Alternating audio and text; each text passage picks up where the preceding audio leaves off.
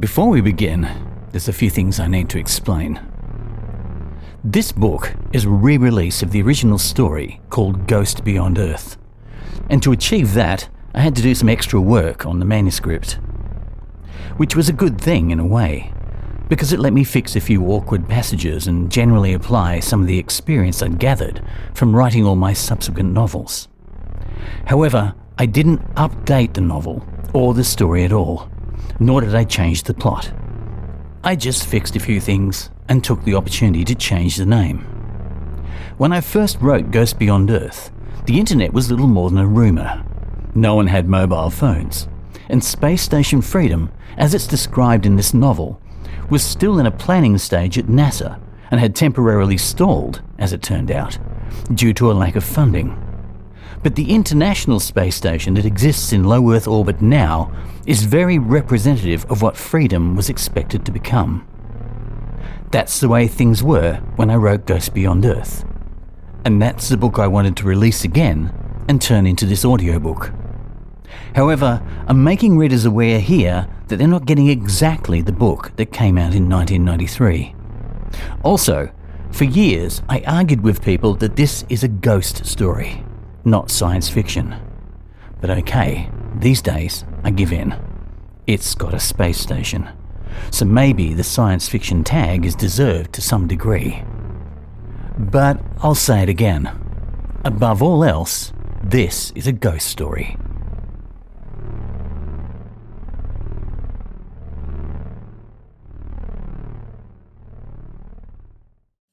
Chapter 1. Space Station Freedom.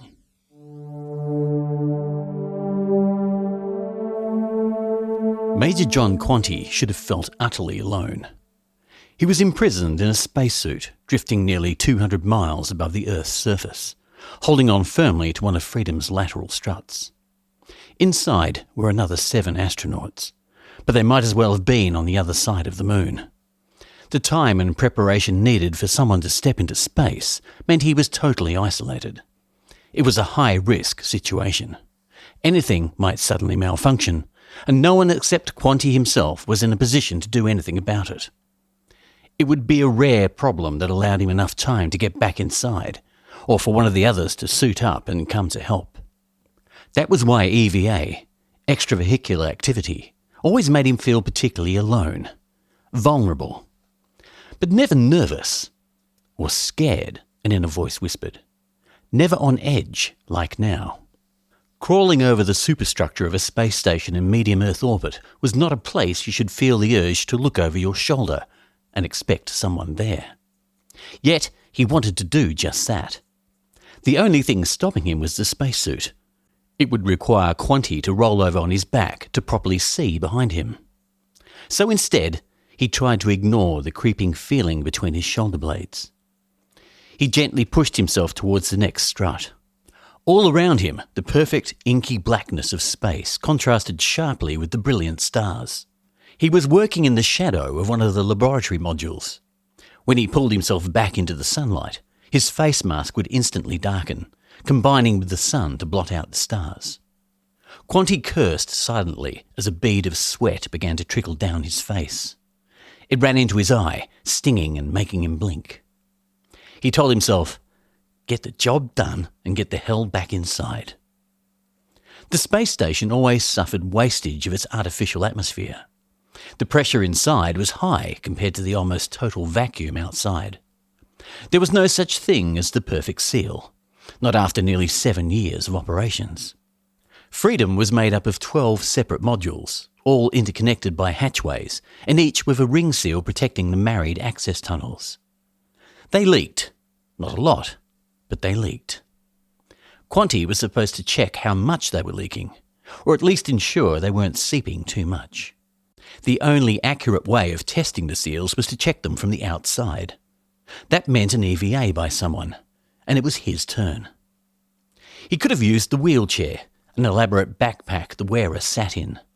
Small jets propelled the astronaut in any direction they wanted. It was even fun, but the setup was too cumbersome for getting close to the seals and running the detector correctly around the rim. Quanti wasn't happy about doing the job. It wasn't a popular one with any of the crew. But it had to be done, and done well. He managed a grim smile, thinking they would all agree that running unexpectedly out of air would have serious implications. He chose to haul himself around the ladder tracks of Freedom's girder network, the seal tester clipped to his belt. He also discarded the umbilical, a line carrying power and communications, and used the smaller self-contained life support system. He figured the trailing cord of the umbilical was more a hindrance than a help when you were moving around as much as he needed. All but one of the astronauts operated the same way. Celia Harrison's voice crackled in his helmet. "Time for a break, John." "I'm okay," he replied, reaching for the next girder. The sigh was audible through the communications link. "You know it doesn't work like that," she warned. "Stop right now and have a rest. Enjoy the view." "I've seen it," grumbled Quanti, but did as he was told and stopped. He grinned again and thought about Celia. 27 years old, blonde hair cropped short and blue eyes. A fantastic body, he decided. She was nice too, if a little too professional and uptight. Celia didn't relax often. "Are my vitals showing anything interesting?" he teased her. It was asking for trouble, but it took his mind off the strange curl of apprehension in his gut. "Settle down," she said sharply. "We don't want any more stupid press. No one can hear us." Over the radio, his voice sounded tinny and harsh. He made a conscious effort to stop his eyes from flicking nervously around the grid system, searching, although he had no idea what he was looking for. "There's at least 10 guys on Earth who reckon they listen to everything we say on EVAs, she reminded him. "Bullshit," he snorted. "Can I move on now?" "No, another 30 seconds. Celia listened to his impatient breathing. EVAs were hard work. It was easy to overexert yourself and get into serious trouble. That's why the walker was always controlled by someone inside. "Okay, go," she commanded, using her wristwatch. "About time," Quanti muttered. Through his microphone, Celia heard the crunching of his spacesuit as he began to move.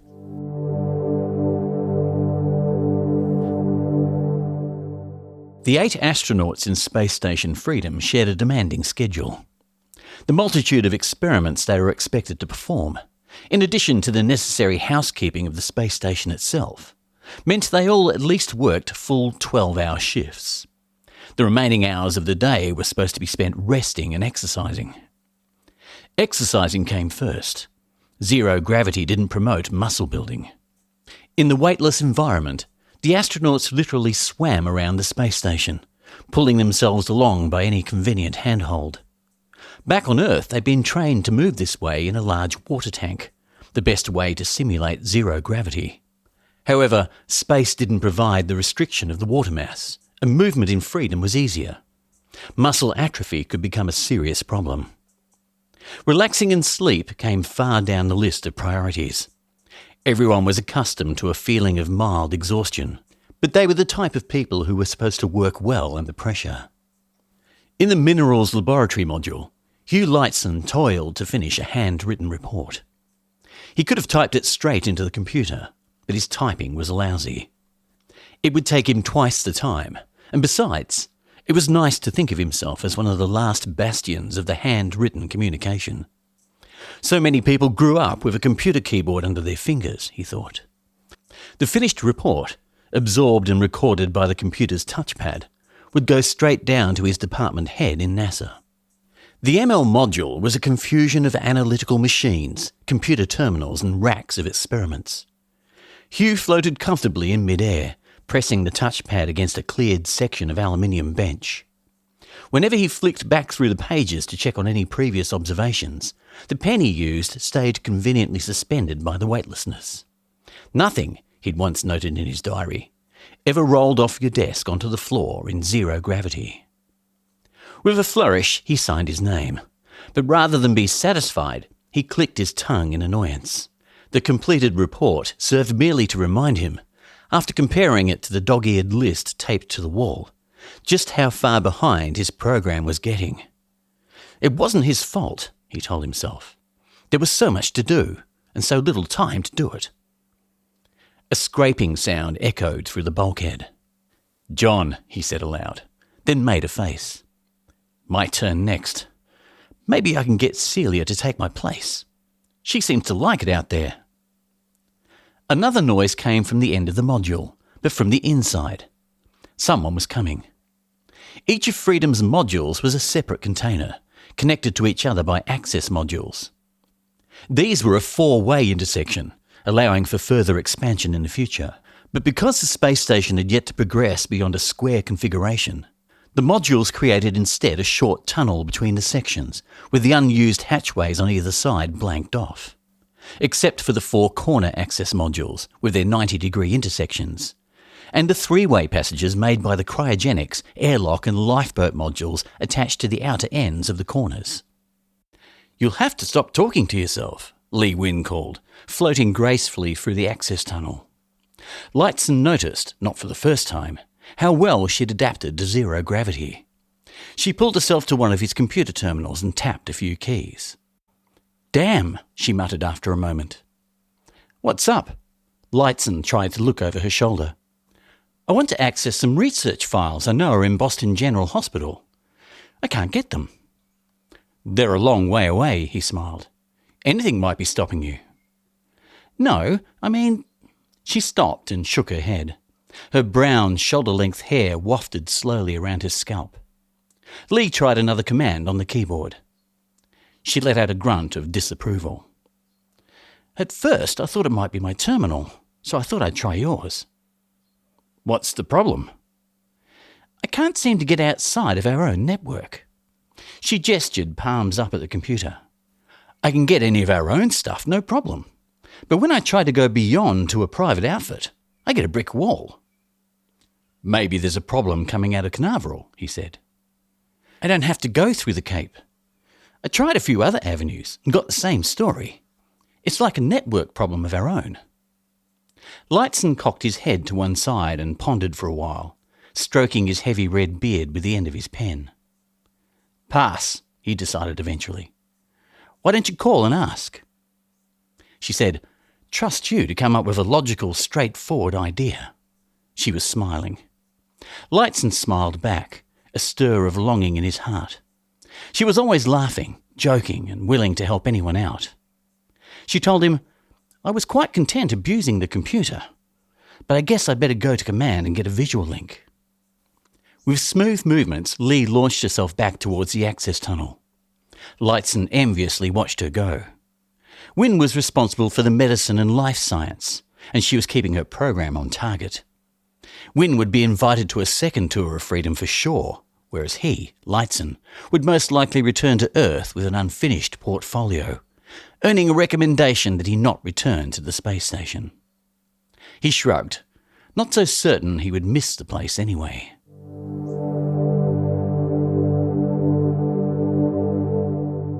The command module was almost twice as big as the others. Originally, cuts in funding for the space station program in the early 90s caused major changes in design. The modules were made smaller, so they could be lifted into orbit complete, transported by NASA's shuttle fleet. Later, the go-ahead for a larger command module came through, and it was raised into orbit in 4 sections by heavy lift launchers. Piecing it together in space, in working order, and into Freedom's existing modules, was regarded as a major achievement in space technology.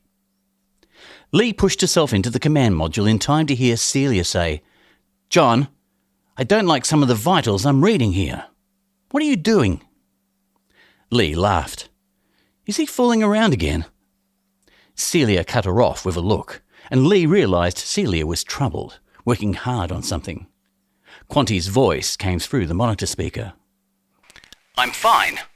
Only 3 more seals to do when I'm back inside." Celia consulted a readout again. "Your temp's up a little, and your heart's playing the bongos." "I'm okay." They could hear the snap in his voice. "Well, humour me," she tried. "Take another break." "I just had a break. I'm not due." Now Quanti was sounding defensive. His breathing was coming quicker. Celia glanced with a worried expression at Lee. She took a breath and became resolute. "Take a break, John. I'm not fucking around here. I mean it. Lee blinked at Celia's language, but said nothing. There was a long pause before Quanti answered. Okay, he said shortly. The two women listened carefully. From Quanti's microphone came the rustle and crackle of movement. Distant, heard through an earpiece in Quanti's ear, came the beep of the tester. He hasn't stopped, Lee said, surprised. What's wrong with him? Celia made sure her own microphone was off before asking, Can you go and get Alex? I could page him on the intercom, but I want him here fast. I don't want to alarm the others. Where is he? Cryogenics. Shit. It was the furthest possible point from the command module. Why don't you page him like normal, and I'll head towards him and hurry him up, Lee suggested. Good idea. As Lee left the module, Celia made the call, then switched her headset mic back on. You've still got another 30 seconds, John. She knew it was pointless. Yeah, right. Quanti came back. It didn't sound like he cared. He cared, all right. Quanti wanted to finish the job and get back into the space station as fast as he could. He didn't know what was happening out there. He only knew he didn't like it one little bit. The feeling he wasn't alone had grown to a certainty that he was being watched, which was insane. He briefly wondered if there was something wrong with him. Perhaps a bad breathing mixture, or a reaction to weightlessness building up over the weeks. Whatever it was, he would deal with it once he got back inside. 2 more seals to go. He wasn't going to cop out now. Someone else would have to come out and do them if he quit. A flicker of movement caught his eye, something moving between the girders on the far side of freedom. Impossible, he told himself shakily. Do the job. Quanti pressed the detector to the outside of the next seal and pulled himself around the circumference. Measurements in micro-units flashed up on the readout. Nothing was alarming. Except the feeling someone was out there with him. Quanti paused and waited for Celia to tell him his 30 seconds was up. It would make him jump if he wasn't listening for it. After nearly a minute, he decided she wasn't going to tell him.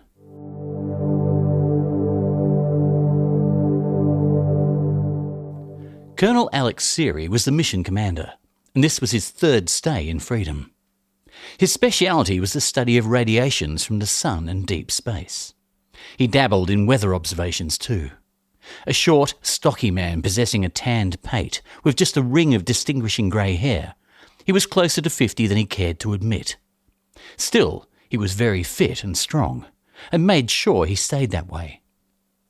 Seary pulled himself quickly into the command module, followed by Lee Win. Celia saw the extra edge in Seary's manner, a glint of authority in his eyes.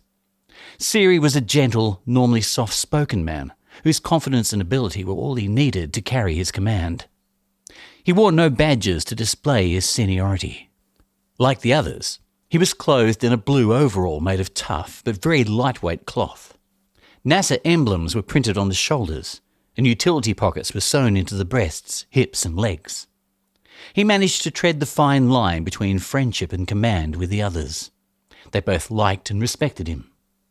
Before anyone could say anything, another speaker barked into life. Freedom, this is ground control. You have an EVA in progress. Celia leaned over, touching a button. Yes, ground control, she said impatiently, knowing what was coming next. Our relays show your bird is having some problems. Are you aware of it? Yes, ground control. We're attempting to deal with it now. She almost added, and piss off. We'll keep you posted, she said instead. She twisted the volume down on the system before anything else could come through. Seary asked briskly, What's happening? A quiet squawking still came from the ground control link. They both ignored it. Celia tapped 2 readouts with the tip of her fingernail. John's doing the SEAL EVA. He's been out nearly an hour. His temp's high, and his heart rate's over the moon. She hesitated before going on. I've ordered him to take an extra break, but I think he's ignoring me. Can we get one of the cameras on him? Seary asked. Jesus, of course we can. Celia was disgusted with herself. Why didn't she think of it? She quickly glided over to a bank of monitors and began flicking on switches. Choosing a camera, she used a toggle lever to start it panning in a slow arc. Stars slid by.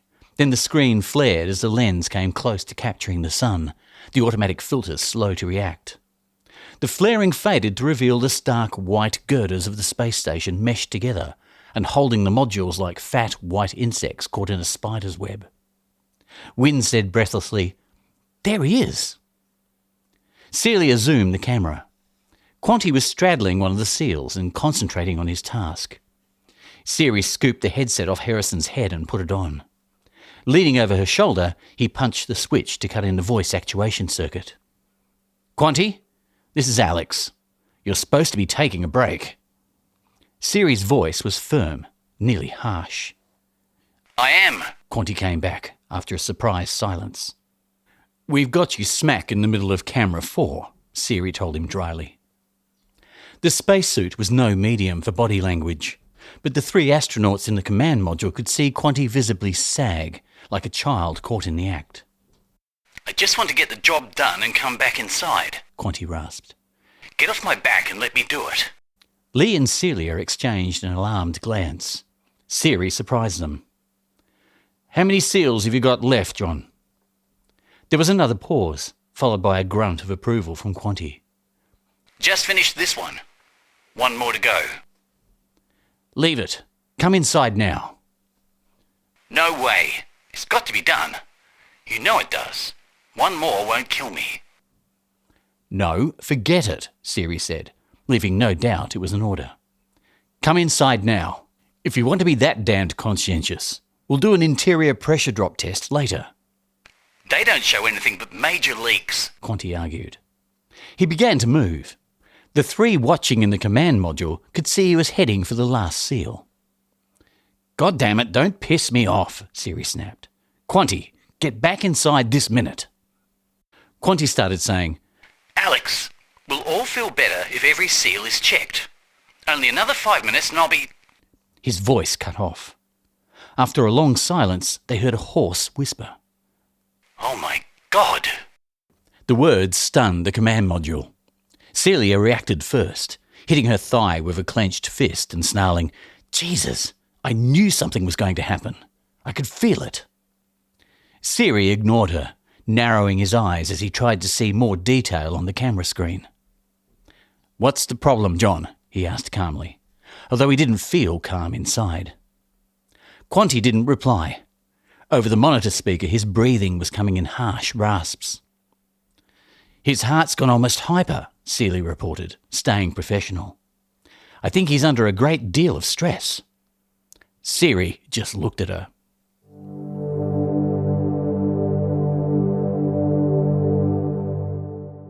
An icy hand of fear closed over Quanti's heart. As he'd moved away from the finished test and onto the ladder track for the trip to the last seal, something had revealed itself on the other side of the module. It was his father. Anton Quanti stood upright, his scuffed shoes touching the metal skin of the module like it was the most natural place to be. He wore the suit his son had seen him wear 1,000 times. The frayed edges, the faded check pattern, and the missing last button on the jacket that the astronaut's father stubbornly believed no one would ever notice. He'd only owned the one suit. He wore it everywhere. Even to John's pilot graduation ceremony, where the sneer on his father's face said that, after insisting his son would never amount to anything, he now hated him for proving him wrong, for proving he was a far better man than his father. The last time John saw him was 2 years ago, the day before Anton Quanti died. John Quanti blinked, but his father didn't disappear. The old man's eyes burned with familiar contempt. Shockingly, his father spoke to him. "I told you that you'd never amount to anything." The voice was dry and dead like fallen leaves stirred by a chill winter wind. The words were the echo of a lifetime's misery, of John Quanti's lifetime. His father had despised his son's natural intelligence, his ambition and ability to succeed. If Anton Quanti had been able to force his son to fail, he would have. It would have made him feel better. And that's all that mattered. Quanti choked, You're not fucking real.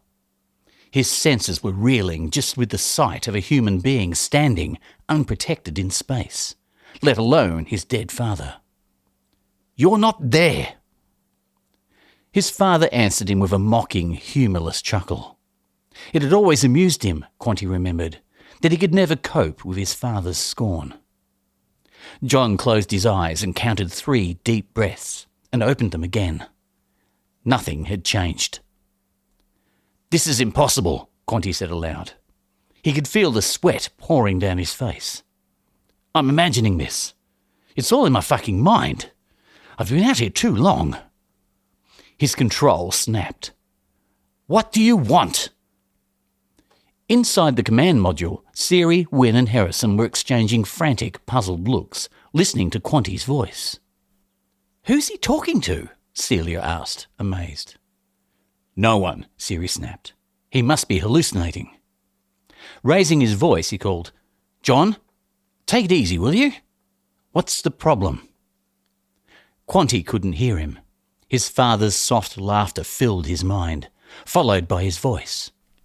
I just want to hold your hand, the ghost whispered. We never used to hold hands, like fathers and their boys. But we can start now. His father chuckled again. Quanti's voice broke with the strain. No, you're dead, you bastard. I know you're dead. You can't possibly be here. Leave me alone. Anton Quanti's spirit looked sad, and the expression turned hurt. Please, John, just take my hand. John's father stretched out his hand and began to walk slowly across the surface of the module. Quanti watched in growing horror. Then his willpower, his effort to deny seeing and hearing this, shattered. Stay away from me! Savagely, he pushed himself away from his father's advancing figure. Instantly, he was free in space and tumbling, moving away from the space station.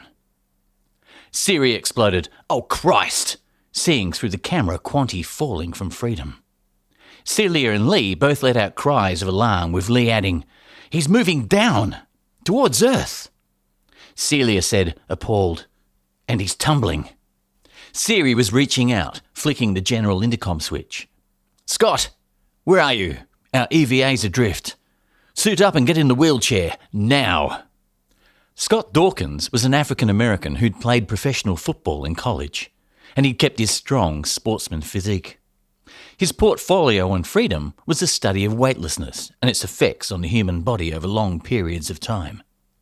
This was his second tour on freedom, and he rated behind only Siri in experience with EVAs. His strength also gave him an edge when it came to struggling into the bulky spacesuits. Forever in good spirits, his cheerfully resigned reply came through moments later. Okay, I'll go and fetch the man.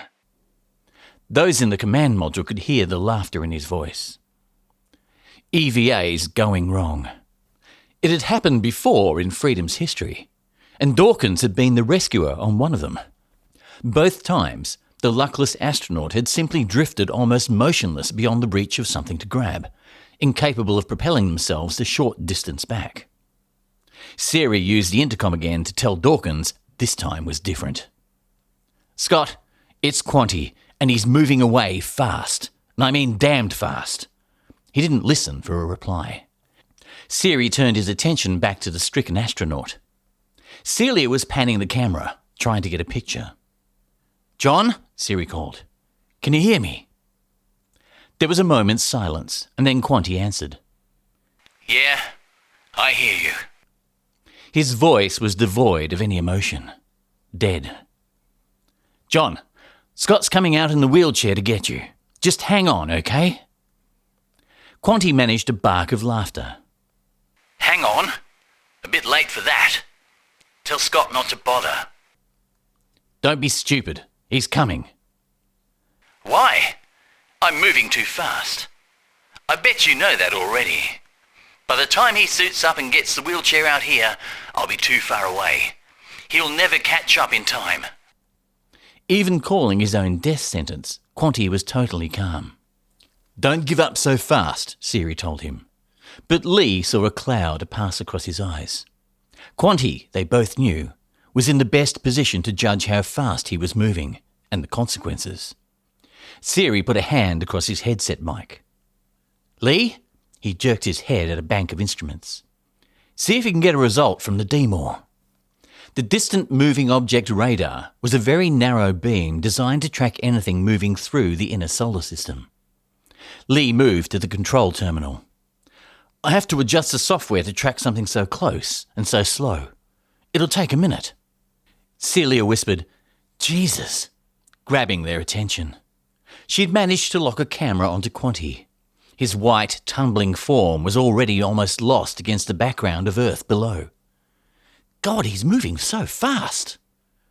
They stared in dismay at the screen. Dawkins broke the spell by announcing over the intercom, I'm suiting up as fast as I can. Okay, Siri said. An alarm began to sound. Shit, Siri growled. I wondered when they'd do that. It was ground control using a device designed to do exactly what it was doing. Wake the astronauts up to the fact that ground control was being ignored. Siri cancelled the alarm and turned up the communications link. On the screen, an angry mission controller was waiting for someone to answer him. Be quick, Jack. We've got troubles up here, Siri said sharply. What the hell's going on up there, Alex? Jack Hitchcock was nearly shouting. What's happening to your EVA? We're getting all sorts of panic down here and you people aren't talking to us for Christ's sake. We'd better go code, Siri told him, leaning forward and dialing in the scrambler with a keyboard. When Hitchcock's voice came through next, it had a more metallic quality. This is obviously not something good, he said.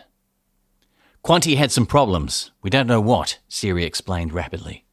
It looked to me like he backed away from something, a reaction thing. Anyway, he pushed himself away from the station, and now he's heading towards a lower orbit and re-entry all by his damn self. He's moving very fast and tumbling. Backed away? Backed away from what? Hitchcock frowned. Hang on. Alex, are you saying you're going to lose him? I don't know, but it doesn't look good. Siri held up a hand, telling Hitchcock to be patient. Leave me alone, okay? I can't deal with anything and talk to you at the same time. I'll leave the comm link open. You'll hear it all. He turned away. Lee was trying to get his attention from the DMOR controls. It's very bad, she told him. Quanti's moving at close to 3.5 metres a second. The tumbling makes it a give or take figure, but it's close to that. What? Siri said. What the hell did he do? Throw himself off the grid? It almost looked like it, didn't it? A new voice interrupted them from the intercom. It was Judith Sianta, the third female astronaut aboard Freedom. I'm helping Scott suit up and get in the wheelchair, she called. The damn thing's only half gassed. Alex, you have to make a call. For God's sake, Siri said angrily. Who used it last? No, forget that. I don't give a damn at the moment. Scott, I'm going to send you out as you are. There's no time to gas up. He didn't wait for a reply, asking instead, Do you know how fast that thing can go? It took a moment for Dawkins to answer. 5 or 6 clicks is about tops, or you can't manoeuvre accurately. But in theory I can go in a straight line as fast as I want. I just keep the hammer down. Wait, Siri ordered. At the other end of the intercom, Dawkins and Judith Sianta looked helplessly at each other. The airlock module, housing the spacesuits and wheelchair, also provided a storeroom and the main plant of the closed-loop life support system. But the primary function of the module was the airlock itself, a double-door system with a small holding chamber, allowing a safe transfer out into space without jeopardising the atmosphere inside Freedom. Dawkins was already strapped into the wheelchair. His helmet hovered above his head, waiting for Judith to lower it. She was slim, olive-skinned and 35 years old. The mission's agriculturalist, she experimented with life-sustaining plant types in zero gravity. Judith floated near Dawkins' shoulder, and looked dubiously at the cylinder of propellant in her hands. It was unheard of to send the wheelchair outside without it being 100% fully serviced. "Something really bad's happening," she said. "Quanti must be in big trouble," Dawkins agreed. "Put my lid on, Jude. I'd better get out there." Alex said to wait. "I'll wait outside." Judith snapped his helmet on and then pushed herself to the airlock proper. She expertly undogged the locking mechanism and swung the door open. Only the outer door operated electronically. There was no point in wasting valuable kilowatts on something that could be done with underused human muscles.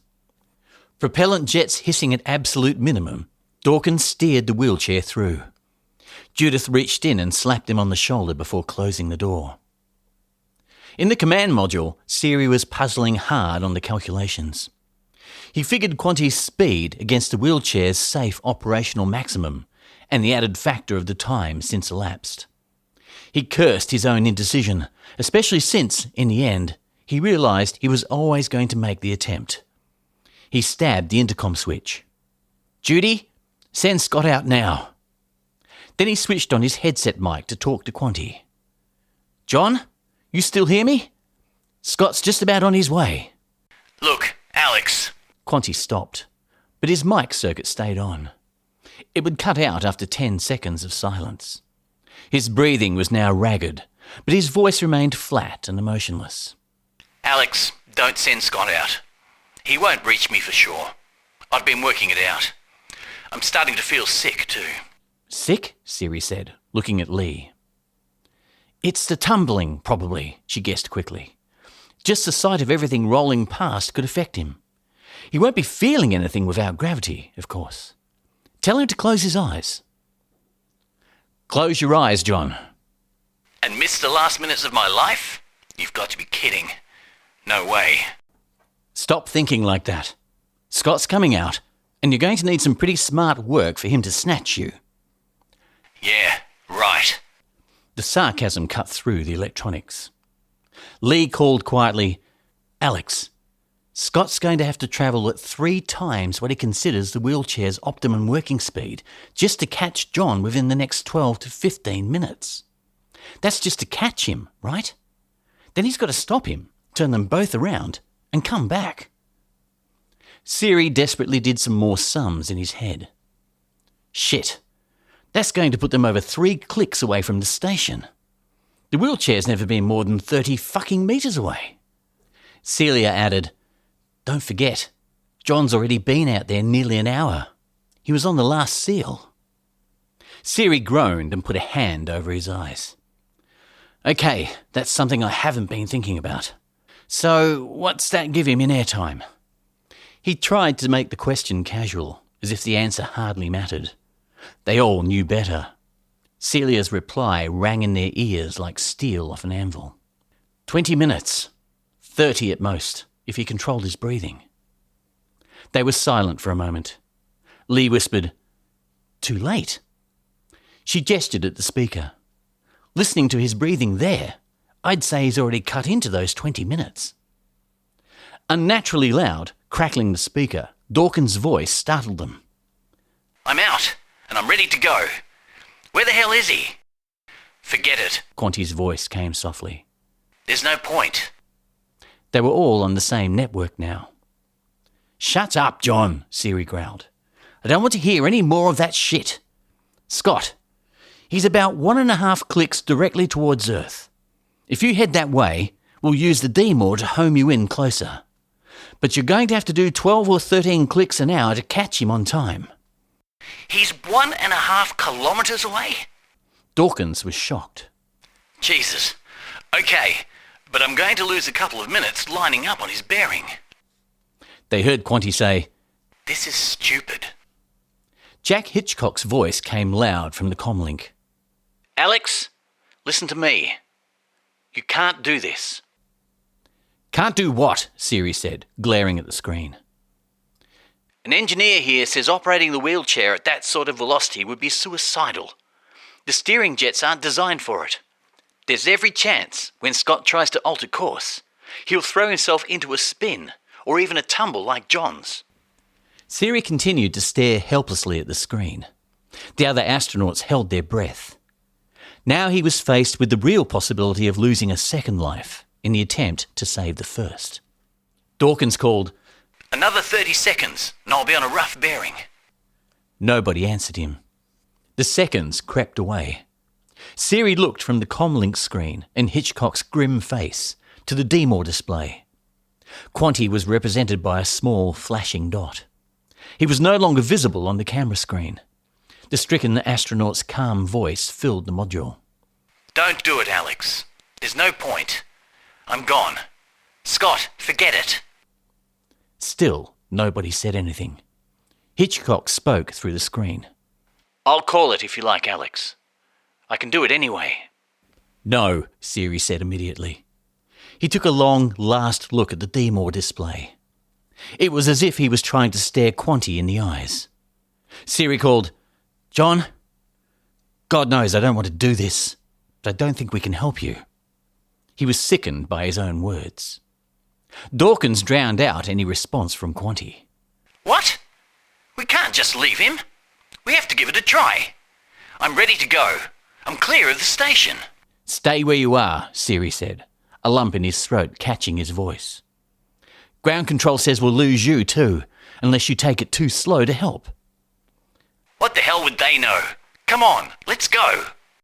Siri told him, "It's not just about you. John will run out of breathing mix before you even get close." It sounded to him like he was decreeing Quanti's execution. Dawkins' despairing silence told Siri he understood the hopelessness of the situation. Instead, Quanti spoke again.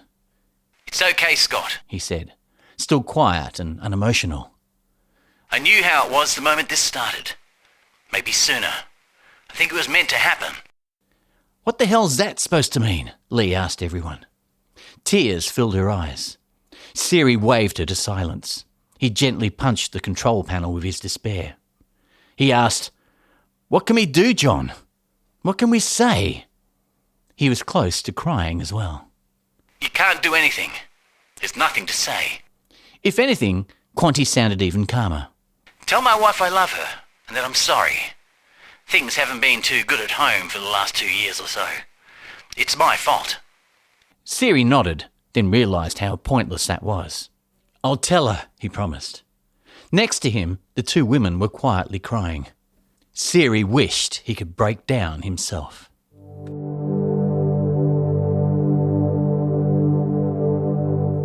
Quanti fell silent. Every few seconds, the space station slid across his vision with a tantalising glimpse of safety and rescue. So close, yet so far away, and becoming smaller with each rotation. It felt incredible to be dying like this. So comfortable, breathing good air and kept warm, bundled up in the spacesuit like a child wrapped in its blanket. And again, like a child, watching the stars, Earth and freedom tumble around him, like toys suspended above a crib to rock him asleep. The longest sleep, for eternity. He began to talk. Across the uncaring vacuum of space, he spoke of things he'd never discussed with anyone before. His childhood, his college days, his love life and his marriage. He mentioned his mother, what a kind and patient woman she'd been until her early death from leukemia. He didn't speak of his father. He reminisced about service life and how good he believed it had been. He said several times he had no regrets. Siri could only make noises, telling Quanti he was still listening. He didn't have the courage or heart to interrupt. After several minutes, he was startled to realise Quanti was now speaking in short bursts, and in between periods of laboured breathing. Of the 20 minutes Celia had offered as his remaining lifespan, only 9 had elapsed. Quanti might have read Siri's mind. "Air's getting a little thin." "You're talking too much," Siri said. "Take it easy." "What's the point?" Siri didn't answer that. "You know, you'll go down as some sort of hero." He immediately hated himself for saying it. Quanti tried to laugh, but he didn't have enough breath. The effort seemed to exhaust most of his remaining air. His next words came hard, spaced apart and interspersed with rattling breaths. Be careful. All of you. Just in case. Easy, John, Siri told him softly. It wasn't your fault. No, I mean, the vision. What I saw. It looks so real. Quanti's words faded away. Lee tried to explain through her tears. He's hallucinating. Lack of oxygen, like a drowning man seeing his life pass before his eyes. Siri called, John, don't worry. He was answered by a long, drawn-in breath, or it might have been let out. A few seconds later, Quanti's voice actuation circuit, deprived of any substantial signal, cut the astronaut's microphone. Only a faint hiss of static came through the command module speaker. Siri stared at the speaker and prayed for a miracle. The silence stretched out. He said finally, he must have blacked out. The others stared at him. The moment had arrived. It had been coming for some minutes, and still they weren't ready for it. Siri thought they would never have been ready for it. Lee asked huskily, what the hell did he see? Why did he jump? He didn't tell us. We'll never know, Siri answered. Celia murmured, God rest his soul. No one offered an amen.